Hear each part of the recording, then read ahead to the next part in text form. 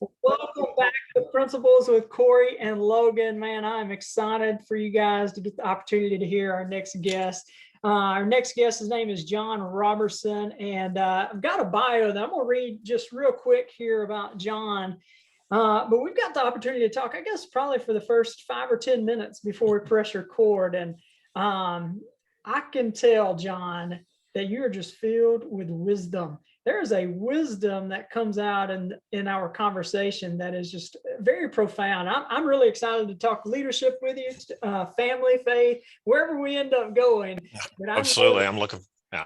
I know it's going to be filled with wisdom. So I'm looking forward to it. And thank you, because you and I both know that wisdom is a gift of the Spirit. So I thank you for that acknowledgement of what I'm allowed to share. And some of it comes from school of hard knocks, and yeah, don't do that.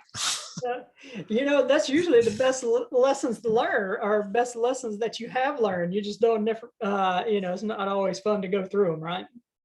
Well, and I can't remember who it was, but somebody once said the problem with life is it gives you the test first and then the lesson.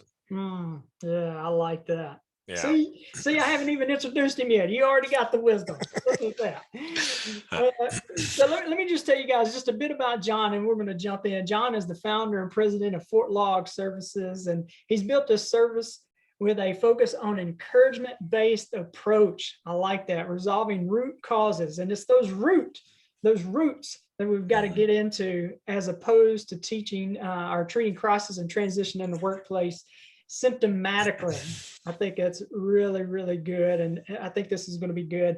He also provides spirit-filled, insightful guidance with the clients that he works with to help them amplify their lives, amplify their businesses, and he truly provides leadership people can follow through the storms. And I like the way you got that last sentence right there phrased in your bio there, John. Leadership people can follow through the storm. I think that's really important. So welcome to Principles with Cory and Logan. And thank you.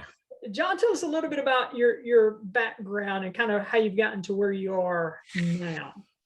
Well, I actually went to university for football and life sciences, pre-meds, and I realized, yeah, my knee got looked after, so that ruled out sports. But for medicine, I realized, no, I'm not interested in always treating ill or sick or unhealthy or whatever you want. I want to grow healthy. And so long story short, I ended up actually starting out as a minister or a pastor or clergy or whatever you want to call that in a mainline denomination. And then out of that, I realized a lot of people need encouragement, that key word again, but need encouragement to try things differently, not have 20 people standing on the shore as I'm drowning saying, swim harder. Thanks. I wouldn't have thought of that. So the premise behind what I do is called Run Toward the Roar. And the premise is really simple. Animal instinct is fight, flight, freeze when the lion roars. Humans are the ones that we can take time to figure out where our passion lies and what our values are, so that we can actually be passionately faithful to run toward the roar. And over the years, I realized a lot of, parenting, workplace, marriage stuff, a lot of the people things is we don't take the time to define what success looks like. And I know you and I were chatting briefly, but it's that as a leader, how do I want people to describe me non-physically? And to be fair, if the answer means I want people to like me, then we're destined to fail. Can I trust you? Can I follow you? Can I respect you? Do I know you're going to be there for me? Rapport, whatever you want to call that stuff. Not, can we do Friday night pizza and wings? And so that's kind of now, I wish I could say it was a straight line. It was more like, okay, don't do that. Yeah, don't do that. Yeah. And so I started doing consulting about 25 years ago, when I realized, you know what, grow healthy rather than try and treat ill. Yeah. It's really good. I do a weekly email on leadership and personal growth. I was working on it, and I was reflecting back on some of the lessons I've learned over the course of entrepreneurship, and really what you just said right there is one of the lessons that I wrote down. Is that, I had a friend, he used to say, be good at what you do, but great at who you are. It's that inner Yes. game. That Yeah. exactly what you just said, being bigger on the inside than on the outside. And it's such a Absolutely. powerful thing. Yeah.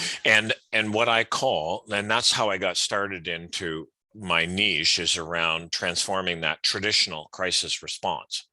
Because the crisis response is like a fulcrum on the teeter-totter. How we handle crisis tilts us towards unhealth or health. And I call those moments the hot water tea bag moments. If we want to find out what's important to a person, a leader, an organization, put them in hot water. What's inside always leaks out. Mm.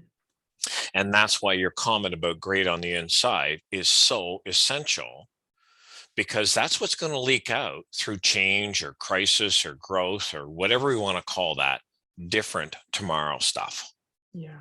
Man, that's good. And I love that. You make it hot and you'll see what's on the inside. And I remember learning that lesson too. I didn't have anybody like yourself at that time to consult with, or anybody I could ask questions to. And I would ask people what they think, and they say, well, you need to change your price, make it go up or make it go down. You should try this marketing solution. And come to find out, those things aren't necessarily bad, but that's changed from the outside in. Whenever that inside 100%. is key, that's the foundation. Yeah. And I was just had this discussion this morning because I like working with what I call B-suite leaders. So you get the C-suite that say this needs to be done. You get the front line who are doing. Yeah. We get the B-suite who are kind of the whipping boy, whipping girl in the middle, that when things don't work, everybody shoots at them. But that's where the art of real leadership happens. Anyways, he and I were chatting today because he's in that role, and he's realizing that, this isn't, the walk and the talk are not matching, and it's cooking his battery. Like it's literally, he's at the point of, okay, I don't know if I can do Monday morning. And you know what, when you got to be, I don't remember what he has, say 20 years of experience, but when you get to some of the school of wisdom, hard knocks, maturity, you realize pushing ropes is just not worth the effort. Yeah. And so for you and I, that's where, it's, look at buying a vehicle. Most of us have bought a vehicle once on price. After that, it's always service that sells. So if a vehicle has a new marketing strategy, a new pop-up dash, or whatever they call that, the screen stuff is right above the dashboard, so you don't have to look down. But anyways, it has all those bells and whistles. If I have to take it to that shop and deal with that, I'm not going to buy that vehicle. I'm going to go with a different one because I don't want a headache when I need service. Yeah, 100%. And what you just perfectly described is, who are those people who are willing to invest in you, even when sometimes there's no ROI for them? Yeah.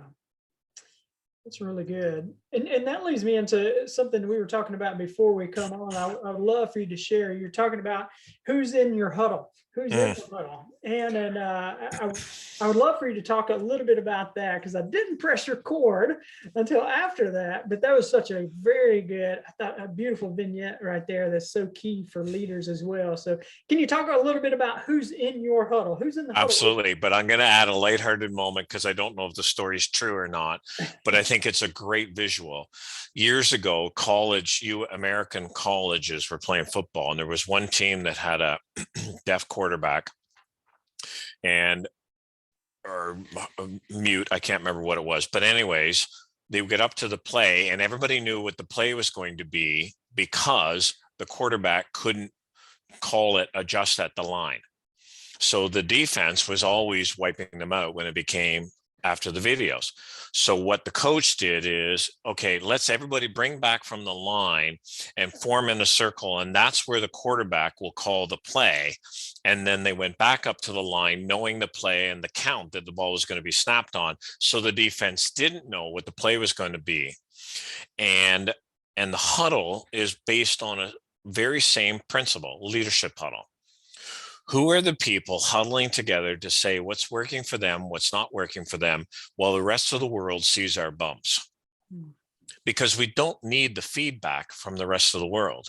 We need the feedback from the people who are on the field doing life and trying to move things in the same direction. Now, what growth would mean for Mr. Lee, what growth would mean for Mr. or Mrs. Jones, et cetera, is entirely different. But we're all focused on growing forward. And so when a huddle is anchored around values, it allows us to say, well, why would that matter for you, Cory? Why is that important for you? And that one question, go back to your comment about marketing. Instead of Cory getting caught up or John getting caught up buying the new latest, greatest widget of marketing tactics, I'm in a huddle with people who are moving the ball down the field in their way, who are willing and caring and courageous enough as co-leaders to say, got to ask you, John, why are you looking at that? And then I get a safe place to share my thoughts, where even sometimes when in the huddle, people will laugh and say, I got to say, that's probably one of the dumbest ideas I've ever heard you come up with.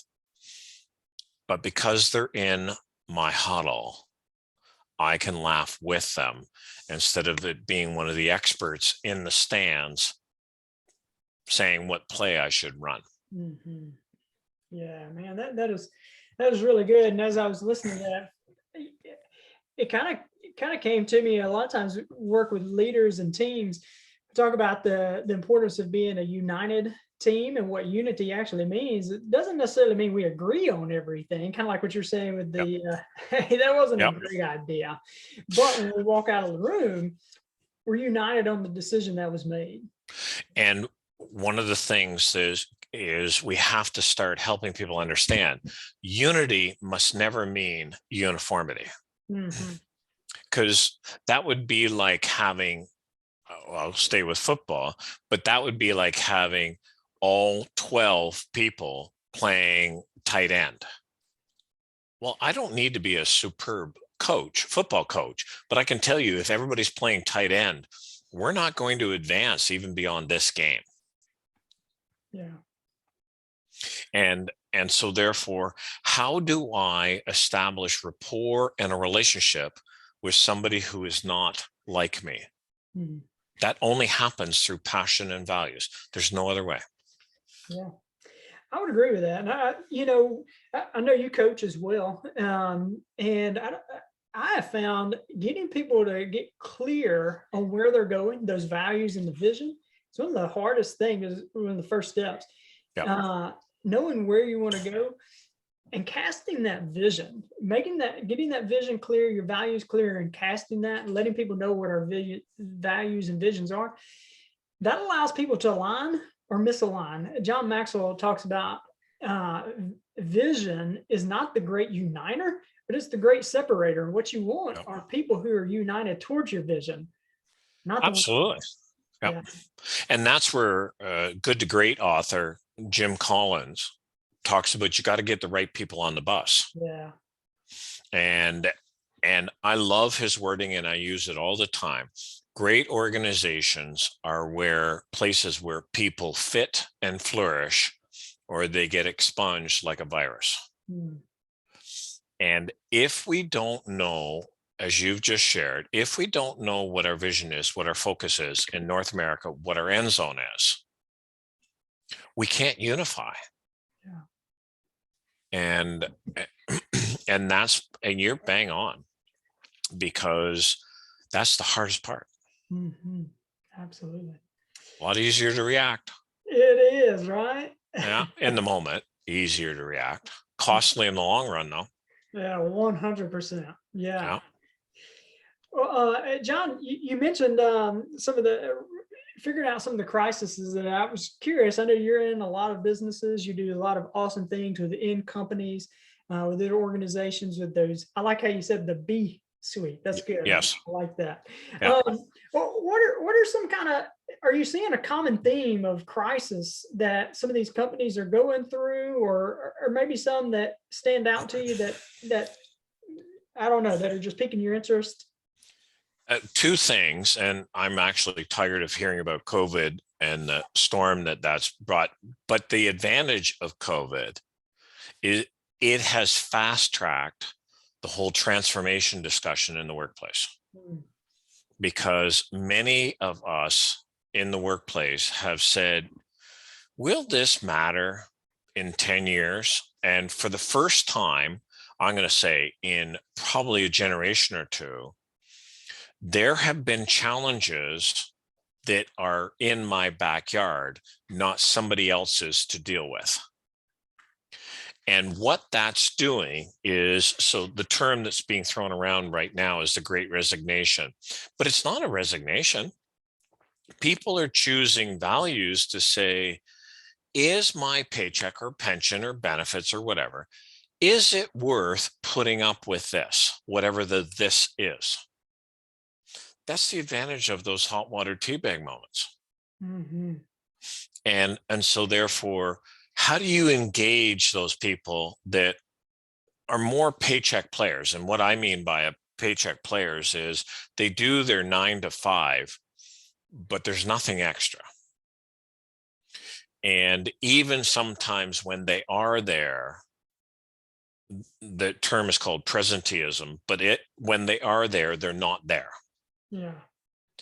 And so what's happening is, for the first time, I'm going to say in 2 generations, it might be more, the leadership model that we have tolerated for years is not going to work going forward. Mm. And I don't know, but young people, but I know the young people that are in our kids' age group, they're actually saying, is this really what I want to do? Yeah. Is this really? So, for example, I know a young man, he's an arborist, and we just had a really bad storm go through, not quite tornado, but high winds. And so trees down all over the place. They were working 10, 11-hour days in on the weekends. And their normal shift is, I think it's 8.5 hours. They were just informed that they're going to move their workplace to 10-hour days. Most of the people he works with are young fathers. Mm-hmm. If leaders think that that is going to create buy-in, they are seriously mistaken. I would say they are smoking for more than medicinal purposes. Yeah. Yeah.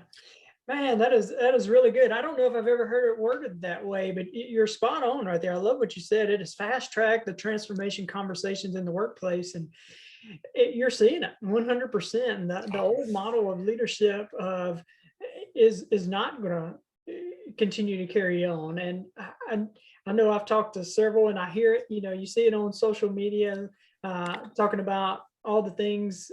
We're low staffed and all of that, and at some point, we're going to have to change the way we're doing things, right? Absolutely. And also, that's going to force a discussion about so many things.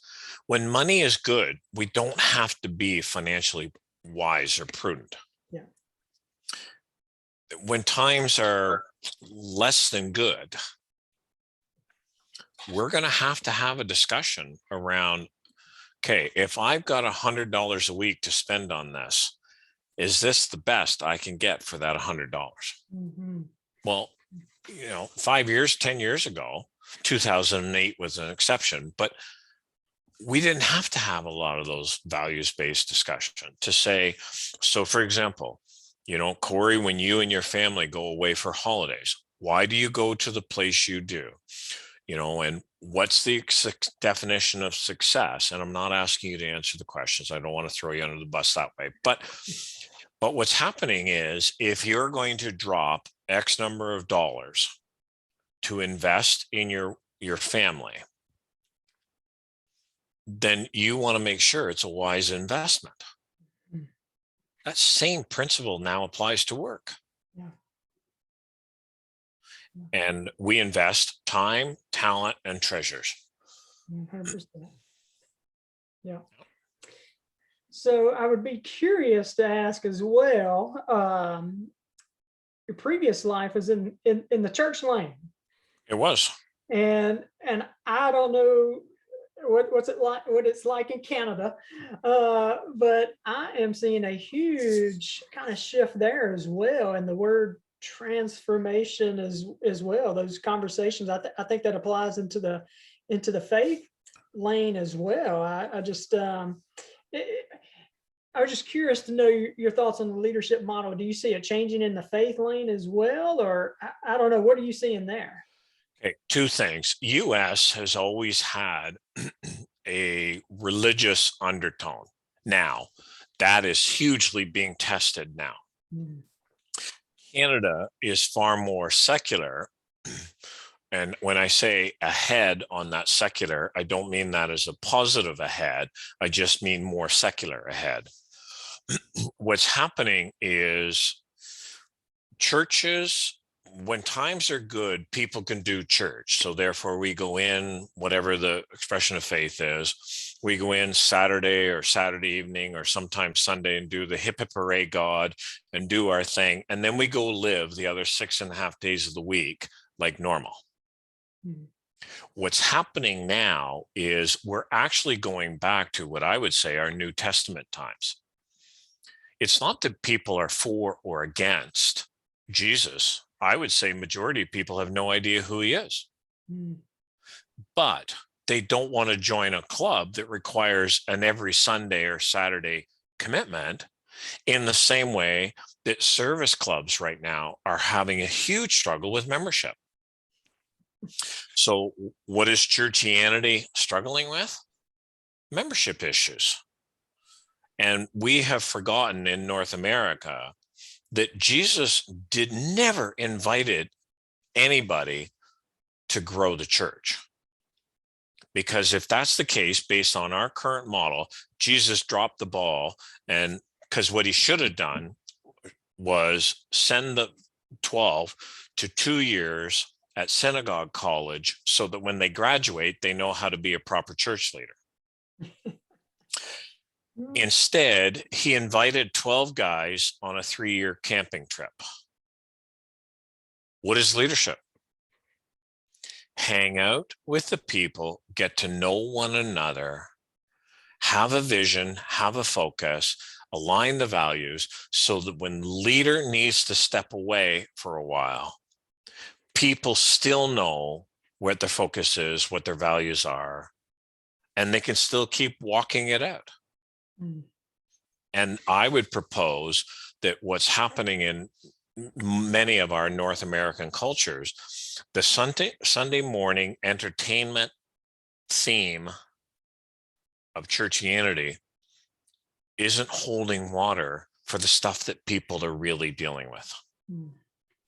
Yeah. Cory, what are you going to do if your wife works at whatever? Let me give you a real-time scenario.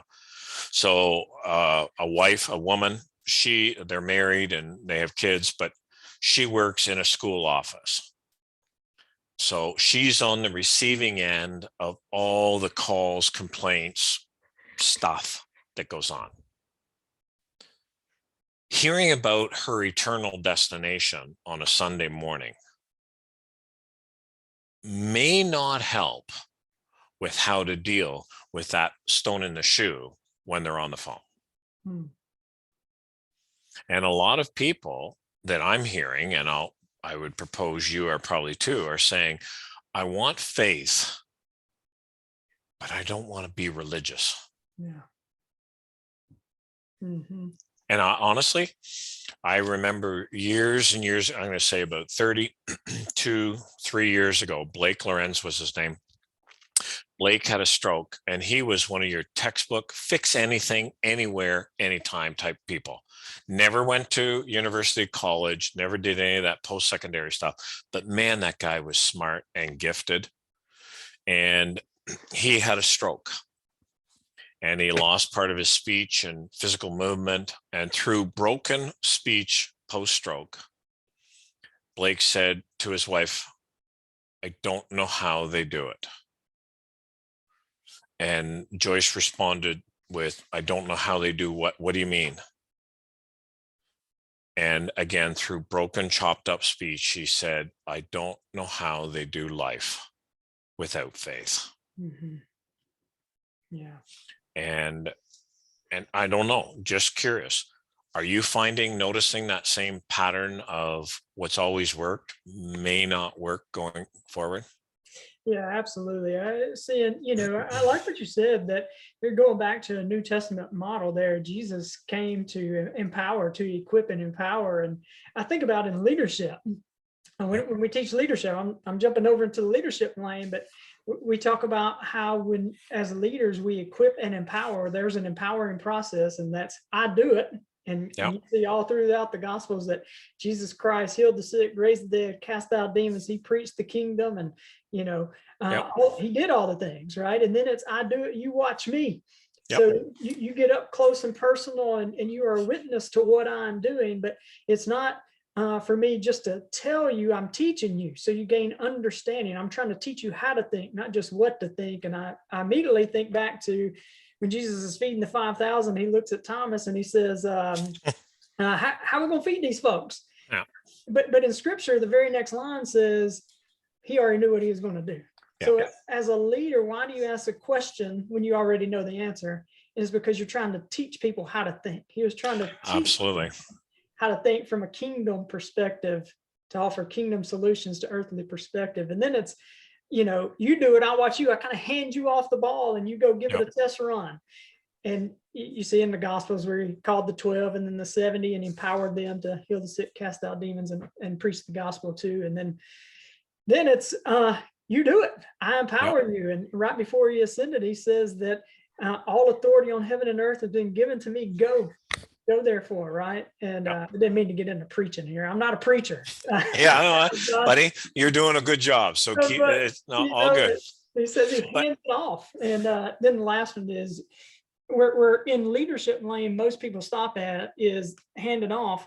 But there's a fifth and final step that's just as important, and that's you do it, somebody else watches you. There's this continual equipping down. And in Ephesians 4, it talks about equipping of the saints to go out into the church. So to answer your question you asked to me, I definitely see this transition of, you mentioned people really looking at their time, where they're spending their time at.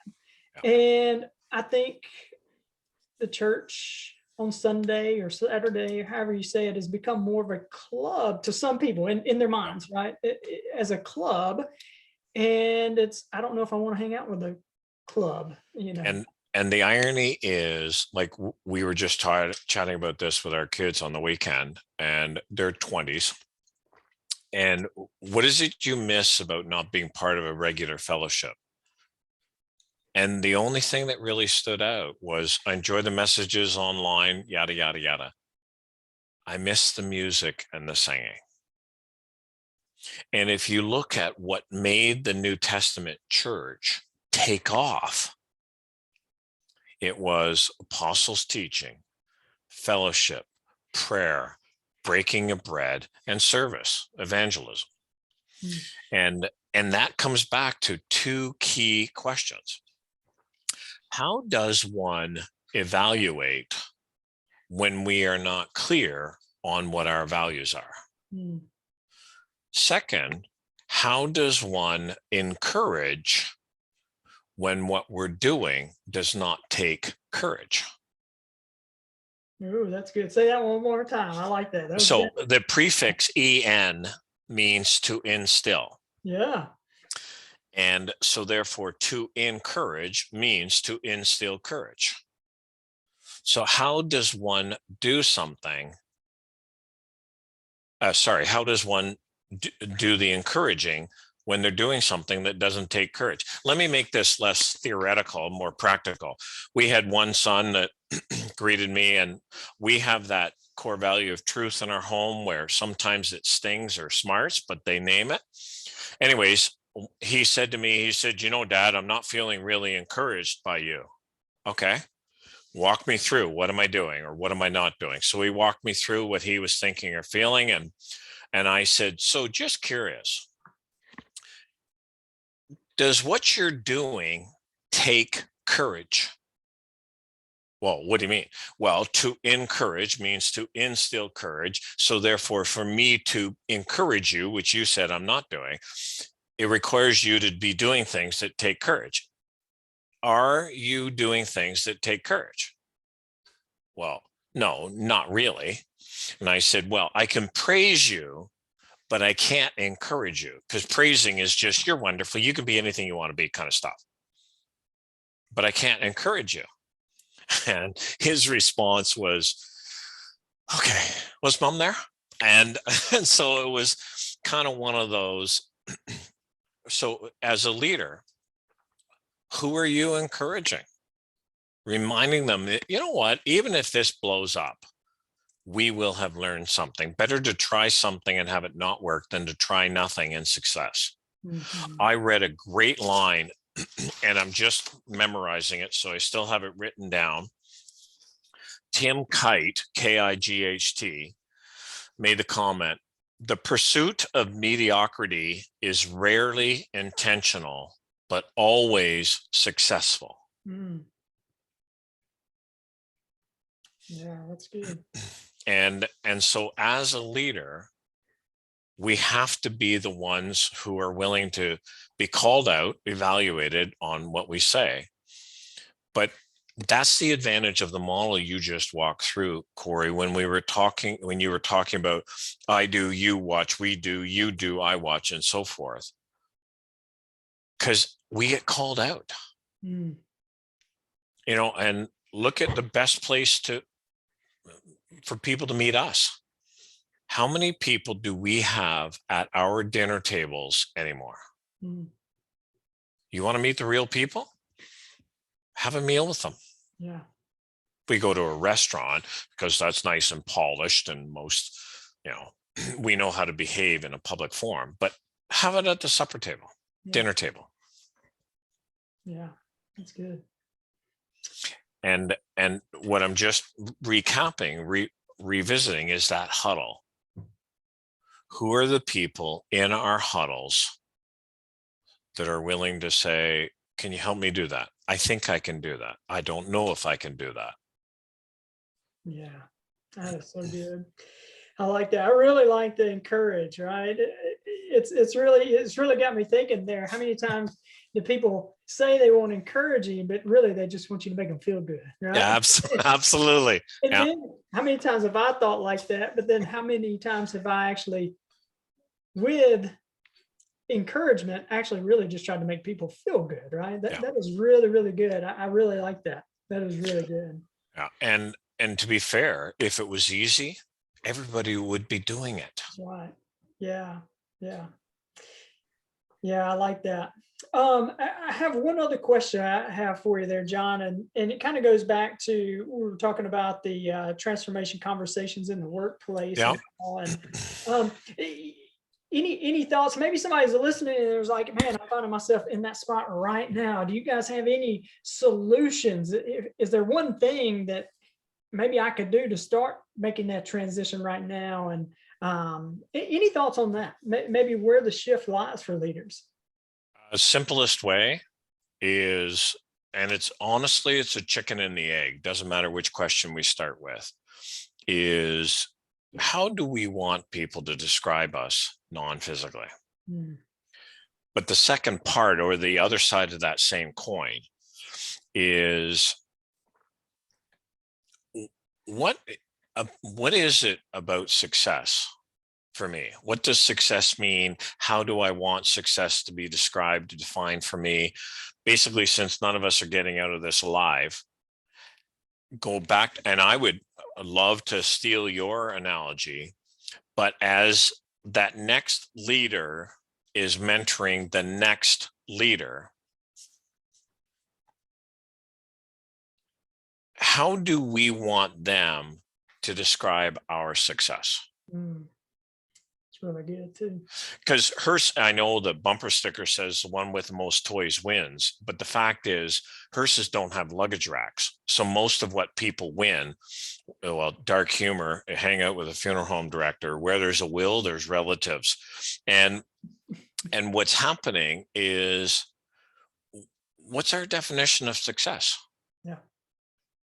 Because I want to just point this back to a sports example.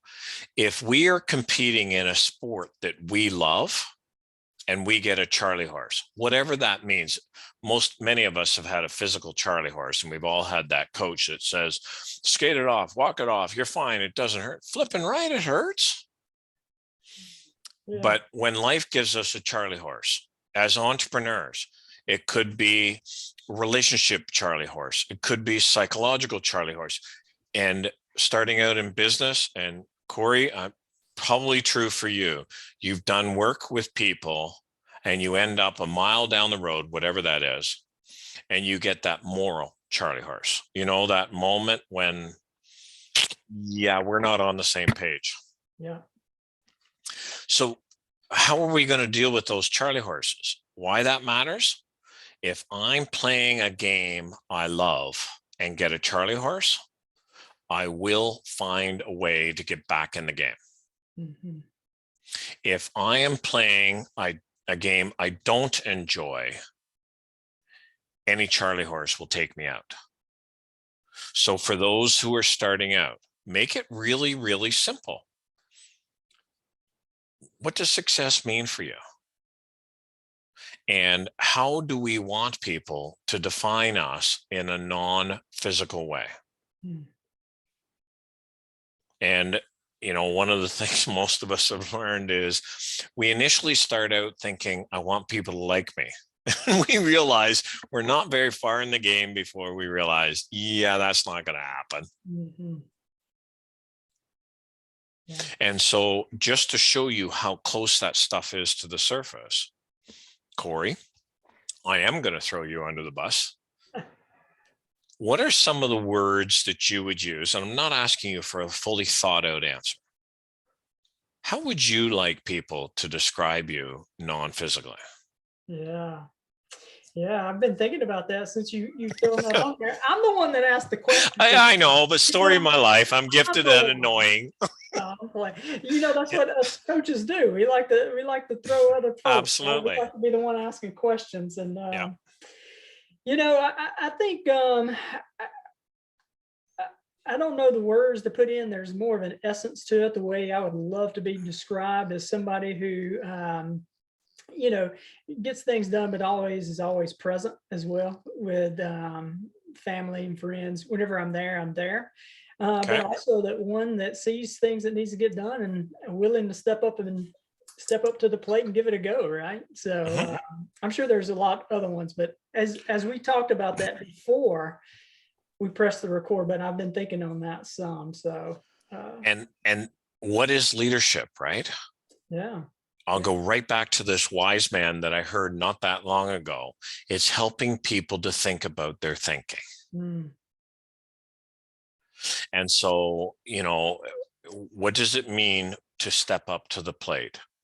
What does it mean to see the need? And just keep expanding on some of those, because then what happens is it won't be a physical description. It won't be, I want people to know that John made a difference in my life. No. I want people to know what I just did to you. I want people to know that John is willing to come out of thin air and ask that question that talks about, what is the expression? The elephant in the room? Yeah. Why? Because at the end of the day, I want you to have thought about your thinking so that the people in your sphere of influence automatically benefit. Yeah. You know, there was a story years and years told. And there was a language barrier between the two. He got to live in the community. The grandmother didn't speak English and he didn't speak her dialect, her tongue. At the end of the summer when he was leaving, because they spent a lot of time together, she grabbed him on either cheek and right in front of him, she said, "I like me best when I'm with you." And how do we want people to describe us non-physically? And none of us are getting out of it alive. So what's our definition of success? And can I just illustrate with a little story? Yeah, come on, let's go.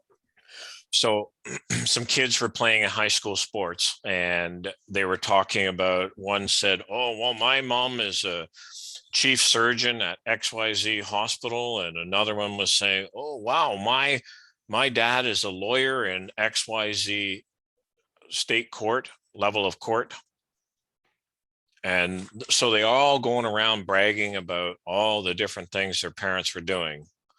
And the little boy standing there and said, "Well, you're not saying anything. You know, parents not do very well." "Well, yeah.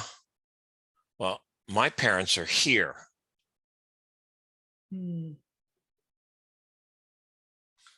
And I can go right back to an expression my grandmother taught me 100 years ago, not literally, but 100 years ago.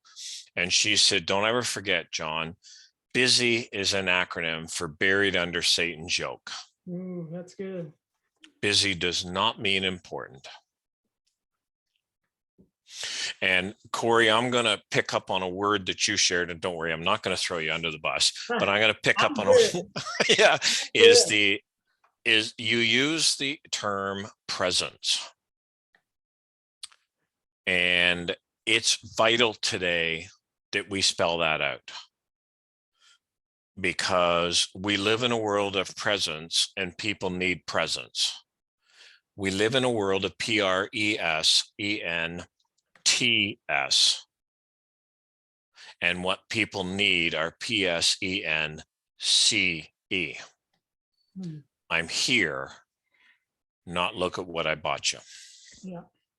What's leadership? And you've got this. You have a presence about you. You have an amazing, the old term is called charisma. Your smile and your spirit is, and I'm not blowing sunshine, but you have that. It's a natural allure. And so therefore honor that presence, ENCE,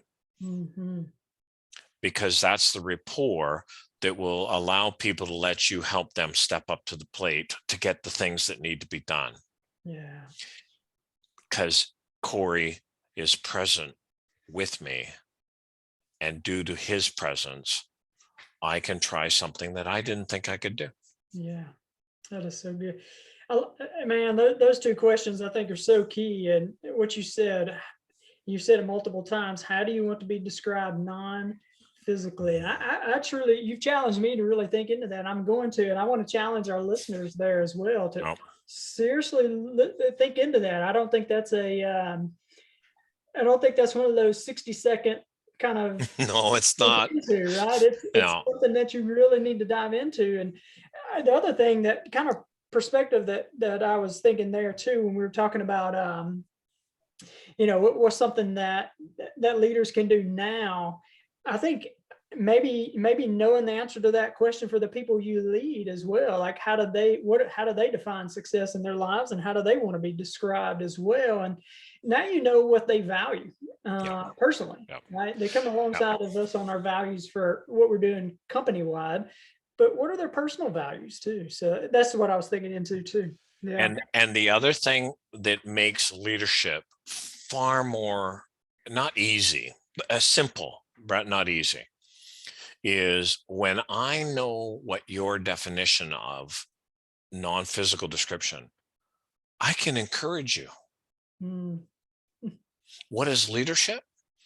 How much are we willing to encourage people?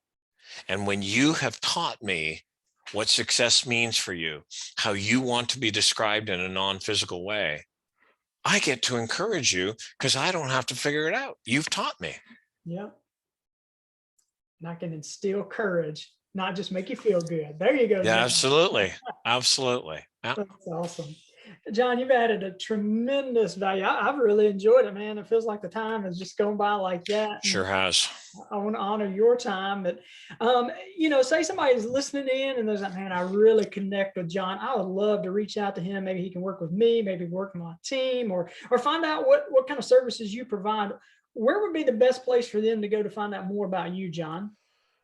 Because I don't believe in a one size fits all, I'd like to make it really simple. So the FORTLOG is the work I do, FORTLOG. So fort, safe place in the frontier. You got to have an end zone, got to know where you're going. A log is a journal to sail the seas because there's no point going there alone. .co, because I work with you. I'm not a .com or a .org. We collaborate with colleagues. And then the simplest way, fortlog.co/principles. Gotcha. Got it. And make it so there's runtowardtheroar.online, there's fortlog.co, but there's other things. But rather than spending so much time trying to filter through stuff, I'd actually just love if people would reach out and say, hey, can I have a half an hour, 1 hour call with you, conversation with you, and pick your brain. So fortlog.co/principles is the easiest way to book a time. Awesome. Well, guys, feel free to reach out to John. And also, if he said anything in this video and podcast that has impacted you, we'd love to hear about it. Just make a comment. Maybe you can reach out to me and I will share that with John, pass that along to him to encourage him. Yeah, absolutely. Fill him with courage, maybe even make him feel good. Yeah, absolutely. No harm to that, buddy. No harm to that at all. Awesome. Well, John, we appreciate your time. And we want to say thank you guys for taking a listen. We do. John and I both.